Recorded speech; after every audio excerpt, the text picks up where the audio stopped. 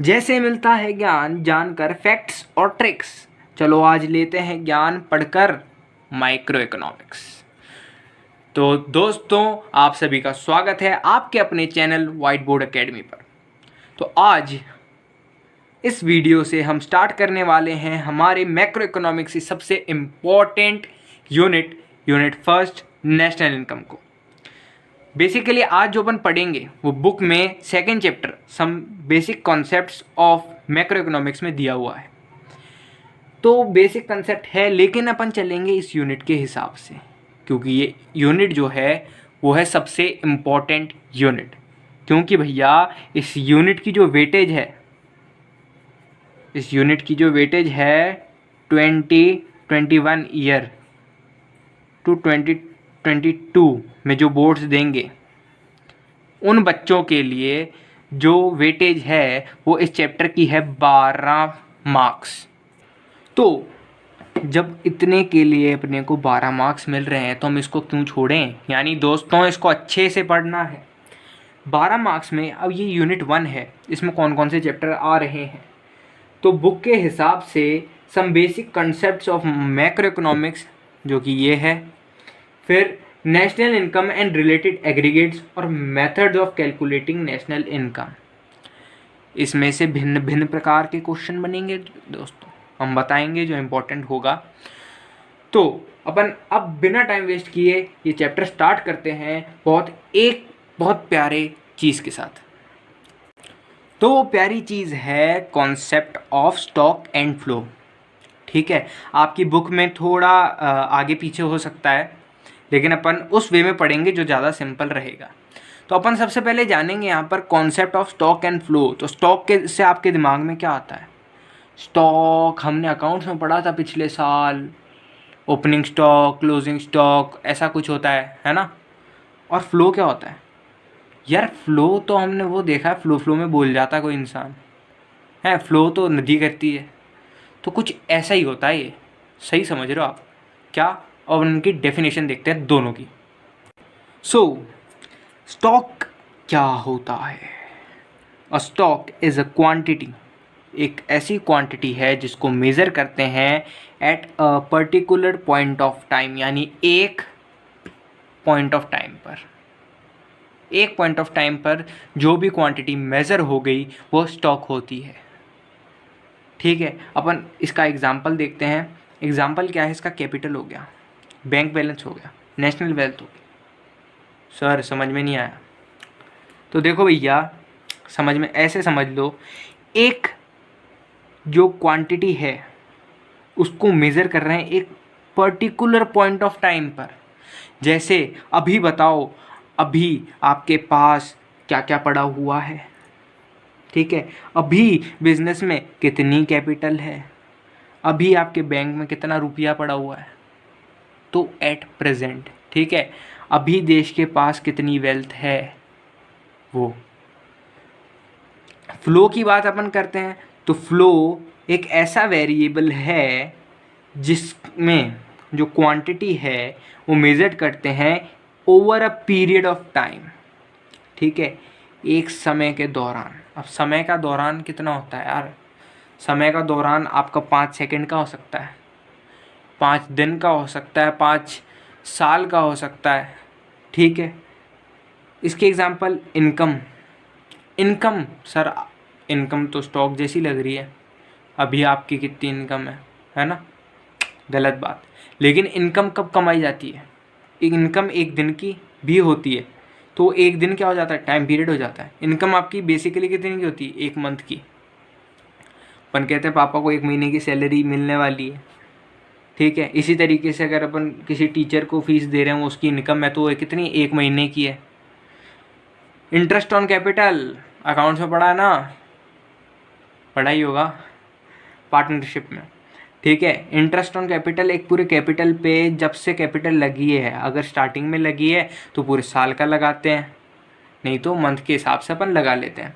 Number of births and deaths, कि इस एक पर्टिकुलर पीरियड ऑफ टाइम में कितनी डेथ हुई, कितनी बर्थ हुई, वो सारा देखा जाता है।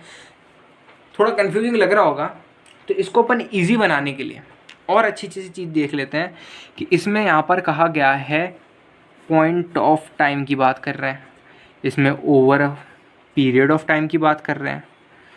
तो एक पॉइंट ऑफ टाइम पे यार हम क्या करते हैं, खुद से रिलेट करो।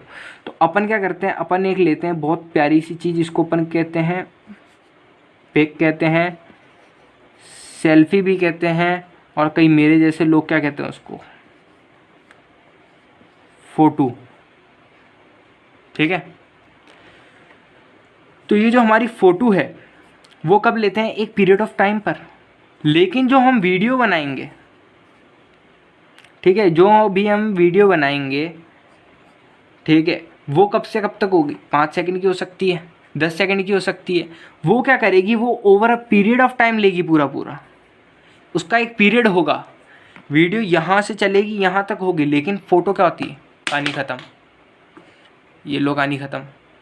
ठीक है, लेकिन वीडियो क्या होती है, कुछ इस प्रकार से चलती है। समझ गए? तो अब अपन इसमें देखेंगे डिफरेंस। तो इनके डिफरेंसेस आपके सामने हैं। तो अब अपन थोड़ा बड़ी क्लास में आ गए हैं, 12th क्लास है, बोर्ड है, तो नॉर्मल डिफरेंसेस लिखने में ज़्यादा मज़ा नहीं आता। मज़ा कब आता है, जब अपन ऑब्जेक्टिव भी साथ में लिखते हैं। तो ध्यान रखना, ये भी लिख लेना, थोड़ा अच्छा इंप्रेशन पड़ेगा। ये क्वेश्चन आ जाता है, अक्सर पूछा जाता है डिफरेंसेस इन दोनों में। तो अपन सबसे पहले जो डिफरेंसेस करेंगे उसका मोटिव क्या होगा, किस बेसिस पे अपन डिफरेंस करेंगे, वो है मीनिंग। तो स्टॉक का मीनिंग अपन ने ऊपर भी पढ़ा हुआ है। ठीक है, इकोनॉमिक वेरिएबल, जो इसमें इकोनॉमिक वेरिएबल्स होंगे वो किससे रिलेट करेंगे, पर्टिकुलर पॉइंट ऑफ टाइम से, और यहाँ related to a period of time. बात क्लियर है? फ़ोटो याद रखना, वीडियो याद रखना। ठीक है, नेचर और कॉन्सेप्ट क्या होता है, इसका नेचर होता है एक स्टैटिक, और कॉन्सेप्ट कौन सा लगता है, स्टैटिक कॉन्सेप्ट, डायनामिक और डायनामिक कॉन्सेप्ट। समझ में आया बात? स्टैटिक क्या होता है सर जी, स्टैटिक यानी रुका हुआ, ठीक है, एक जगह पर रुका हुआ है। और डायनामिक क्या करता है, जो मूव करता रहता है। यानी जो स्टैटिक कॉन्सेप्ट है वो है एक पॉइंट ऑफ टाइम का कॉन्सेप्ट। डायनेमिक में क्या होता है, ये मूव करता रहता है, यानी एक पीरियड ऑफ टाइम का है। 5 सेकंड से 10 सेकंड हो रहे हैं, 5 मिनट से 10 मिनट हो रहे हैं, 5 साल से 10 साल हो रहे हैं। तो ये क्या है, डायनामिक कॉन्सेप्ट है। हम यहाँ पे देखते हैं टाइम डायमेंशंस। तो यहाँ पर कोई भी टाइम डायमेंशन नहीं होती। क्यों? क्योंकि ये एक पर्टिकुलर पॉइंट ऑफ टाइम पे होता है। तो उसकी क्या है, 10:50। ठीक है, वो 50 सेकंड 50 सेकंड डायमेंशन क्या है इसकी, बस कहानी ख़त्म। लेकिन यहाँ पर क्या है, ये टाइम डायमेंशनल होता है, क्योंकि ये एक एक घंटे में, एक एक सेकंड में, एक एक वीक में इसको काउंट किया जाता है।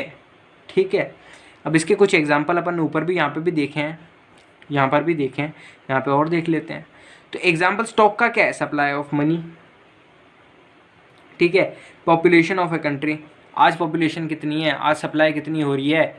ठीक है, लेकिन इनकम मैंने ऊपर भी बताया था, इनकम एक पर्टिकुलर मंथ की होती है, एक वीक की होती है, एक दिन की दिहाड़ी भी होती है। एक्सपेंडिचर ऑफ मनी, भाई खर्चों की तो क्या बात करनी हो, चलते ही रहते हैं, ताउम्र चलते रहते हैं।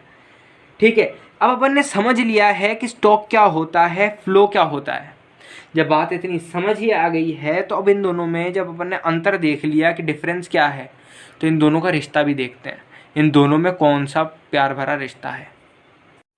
तो भैया यहाँ पर इनका जो पहला रिश्ता है वो ये बताता है कि इन दोनों में जो चक्कर चल रहा है वो क्या चल रहा है, कि जो फ्लो है ना, फ्लो, वो जो उसकी जो रिश्तेदार है स्टॉक, उसको इम्पेक्ट करती है या करता है। ठीक है, अपन इसमें करता करती मान लो, जो भी इनका रिश्ता है, रिलेशनशिप है इनका एक बहुत अच्छा, तो उसमें अब फ्लो जो है वो इम्पेक्ट करती है स्टॉक को। कैसे? कि greater is the flow of income, जितना ज़्यादा फ्लो ऑफ इनकम होगा, ग्रेटर होगा, उतना ही ज़्यादा क्या होगा, उतना ही ग्रेटर होगा stock of wealth with the people. ठीक है, जितनी ज़्यादा लोगों के पास पैसा होगा उतने ज़्यादा उनके पास वेल्थ होगी, वेल्थ जनरेट होगी। भाई अगर आपके पास 5 रुपये हैं तो आप 5 रुपये से कुछ तो लोगे, आपकी वेल्थ होगी, आपके एसेट्स इंक्रीज होंगे। तो ये एक रिश्ता बताता है। अगर आपका किसी के साथ रिश्ता है, रिलेशनशिप है, अगर वो बंदा खुश हो रहा है ज़्यादा तो आप भी खुश होगे, ऑब्वियसली होगे यार, आपका बंदा है, बंदी है। तो also the stock of savings depends upon the flow of deposits in the savings account. तो ये जो सेविंग है ना, सेविंग, स्टॉक ऑफ सेविंग, ये किस पे डिपेंड करती है? ये डिपेंड करती है फ्लो के डिपॉजिट्स पर जो कि सेविंग अकाउंट में होते हैं। ठीक है, समझ में आई बात?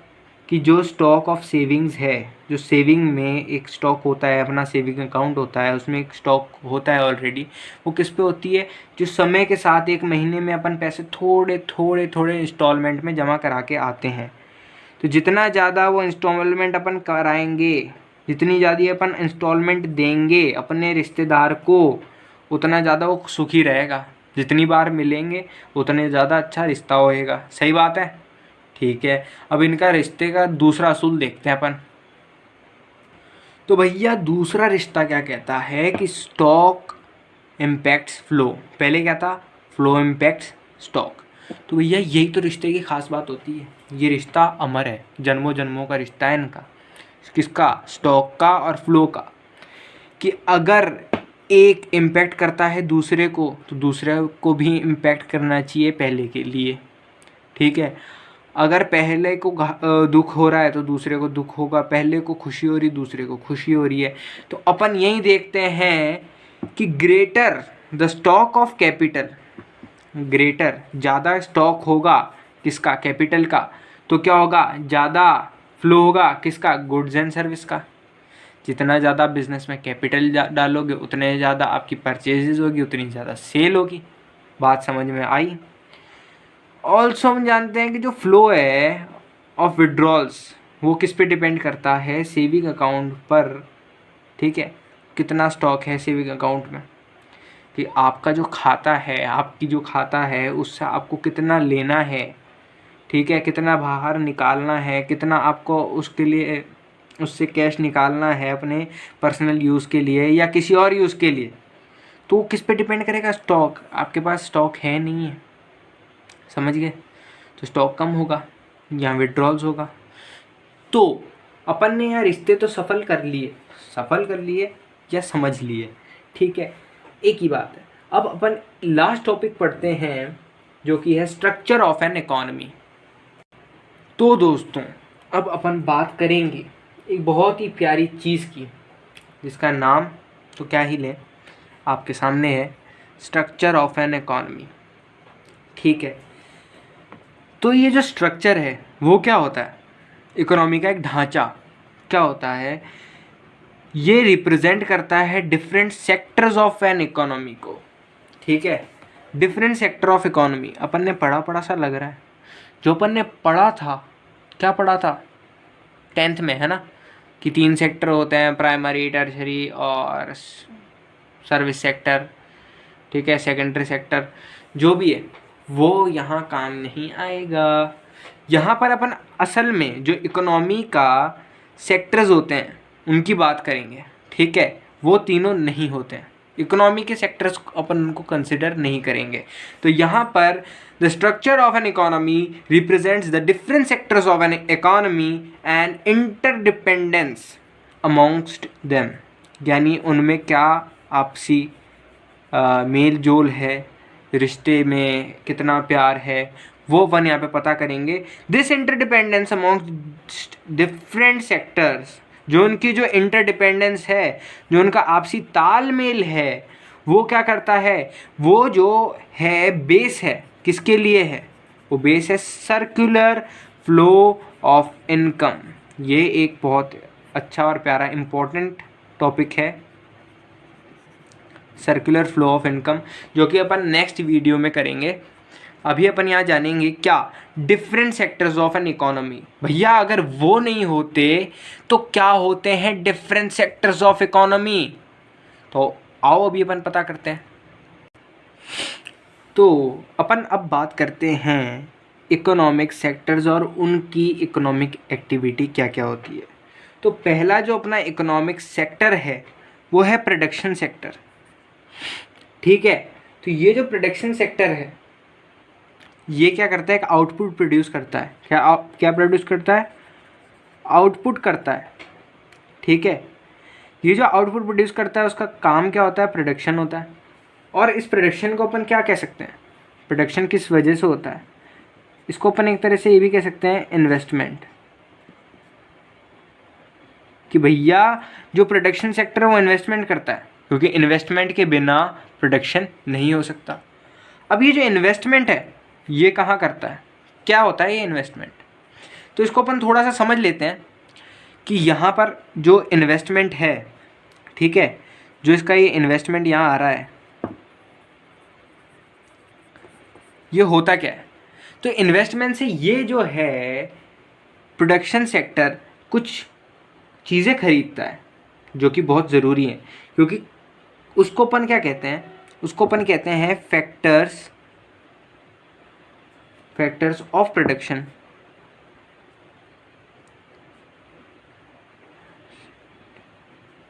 तो वो जो फैक्टर्स ऑफ प्रोडक्शन है वो क्या क्या होते हैं। तो मैं आपसे पूछना चाहूँगा कि कोई भी बंदा अपनी फैक्ट्री डाल रहा है, कुछ प्रोड्यूस कर रहा है या कुछ भी प्रोड्यूस कर रहा है, ठीक है, तो उसको क्या चाहिए, सबसे पहली ज़्यादा चीज़ उसके लिए ज़रूरी क्या है, उसके लिए ज़रूरी है लैंड, जगह। कहीं तो बनाएगा, कुछ तो प्रोड्यूस करेगा, भले उसके पास पड़ा हो, लेकिन लैंड तो चाहिए। फिर क्या चाहिए, लैंड है अपने पास, तो बनाने वाला कौन है, बनाने वाली चाहिए अपने को क्या, लेबर। ठीक है, लेबर भी मिल गई, लैंड भी मिल गई, लेकिन अपने पास क्या है, और मशीनरी सामान लाने के लिए अपने पास पैसे नहीं है, तो काम कैसे चलेगा। तो अपने को क्या क्या चाहिए, कैपिटल। ठीक है, कैपिटल भी मिल गई, तो अब अपने को एक और चीज़ चाहिए जिसको कहते हैं अपन एंटरप्राइज। ठीक है, एंटरप्राइजेस से मतलब क्या होता है, एक फर्म या एक ऑर्गेनाइजेशन जो कि इन तीनों चीज़ों को चलाए, उसके बिना कोई भी चीज़ का प्रोडक्शन नहीं होता। तो जब अपन ने इतना पढ़ लिया है कि लैंड, लेबर, कैपिटल और एंटरप्रेन्योर ये चारों चीज़ें ज़रूरी हैं प्रोडक्शन के लिए, तो जब इन सब को फैक्टर ऑफ प्रोडक्शन कहते हैं, तो इंसान इसको ख़रीद रहा है, ये प्रोडक्शन वाला ख़रीद रहा है, तो इसके बदले में क्या क्या देता है। ठीक है, कुछ तो दे रहा होगा जीवन में। तो लैंड के बदले में क्या मिल देगा अपने को, सोचो भैया, लैंड के बदले में जो भी मिलता है अपन उसको क्या कह सकते हैं, उसको कह सकते हैं अपन क्या, रेंट कह सकते हैं, नहीं कह सकते, कह सकते हैं सर। लेबर को क्या देते हैं अपन, लेबर को क्या देते हैं, लेबर को देते हैं अपन वेजेस, लेबर को देते हैं अपन वेजेस। कैपिटल पे अपने को क्या मिलता है, अरे अभी थोड़ी देर पहले पढ़ा था, इंटरेस्ट।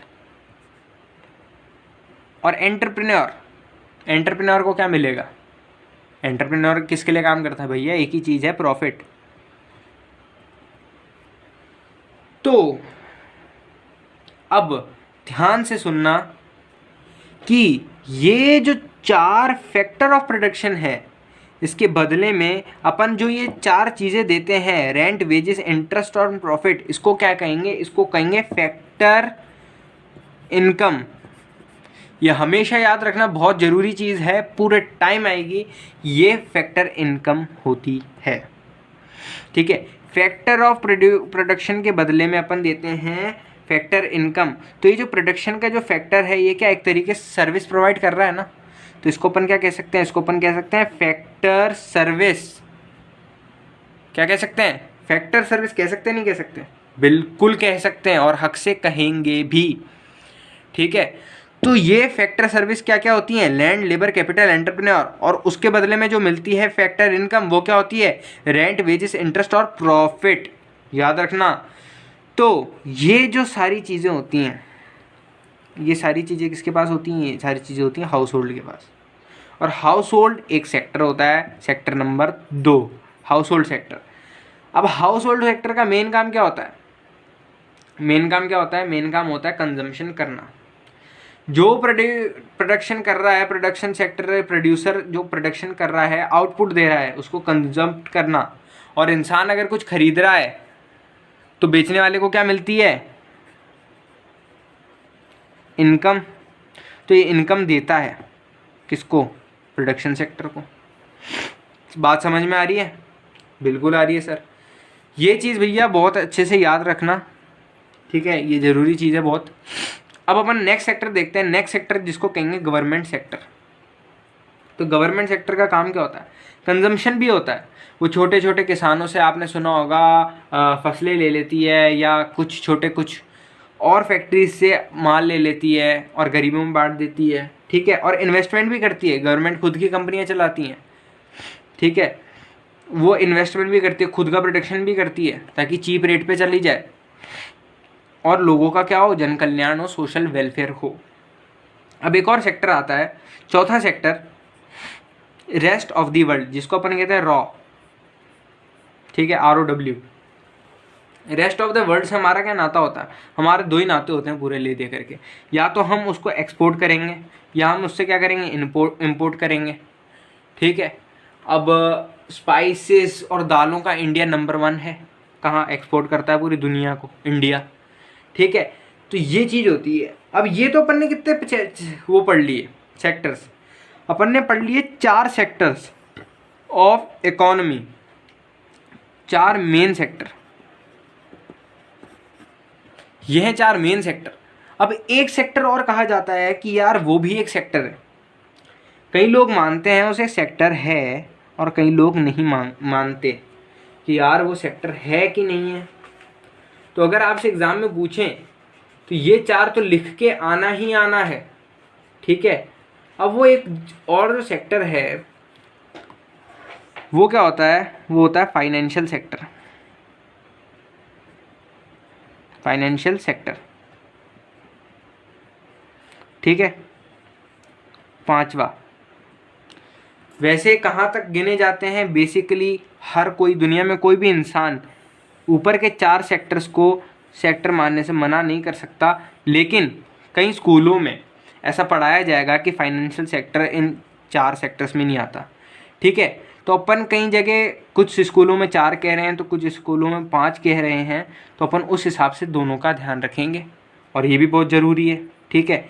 फाइनेंशियल सेक्टर तो अपन ने देख लिया। एक और सेक्टर कह सकते हैं जिसको, वो होता है फाइनेंशियल सेक्टर। फाइनेंशियल सेक्टर का काम क्या होता है? तो इसका काम आपको समझना पड़ेगा। ये जो फाइनेंशियल सेक्टर है एक तरह से सर्विसेज प्रोवाइड करता है। सर्विसेज कैसे प्रोवाइड करता है? ये क्या करता है? जो हाउस होल्ड सेक्टर है, हाउस होल्ड सेक्टर से क्या लेगा? उनकी सेविंग्स लेगा, ऑब्वियसली अपने पास रखेगा, और क्या करेगा? लोन दे देगा फिर किसी को। लोन ऑब्वियसली बात है, कौन लेता है? जिसको ज़रूरत होती है, जो प्रोड्यूस करता है। तो प्रोड्यूस करने वाला कौन हो गया? प्रोडक्शन सेक्टर हो गया अपना, ठीक है। हाउस होल्ड से लेकर के प्रोडक्शन में दे रहा है, फिर प्रोडक्शन अपनी करेंगे, सेविंग्स हाउस होल्ड को ज़रूरत होगी। तो ये एक तरीके से इंटरलिंक करवाता है 2 सेक्टर्स को, इसीलिए इसका खुद का कोई वजूद नहीं है बेसिकली, तो इसको कंसिडर नहीं किया जाता है। लेकिन अगर आपके स्कूल में पढ़ाएं कि 5 सेक्टर्स होते हैं तो आप इसको कंसिडर कर लेना, ठीक है। लेकिन इसका भी एक बहुत इंपॉर्टेंट रोल है आगे, ठीक है। तो इसका काम क्या होता है? इंटरलिंक करता है ये 2 सेक्टर को और प्रोवाइड करता है अपनी सर्विस के ज़रिए। तो दोस्तों आज की वीडियो यहीं समाप्त करते हैं, बहुत टाइम हो गया। थैंक यू, और बने रहें अगली वीडियो में आपके साथ हम पढ़ेंगे circular flow of income. So keep supporting, like, share and subscribe.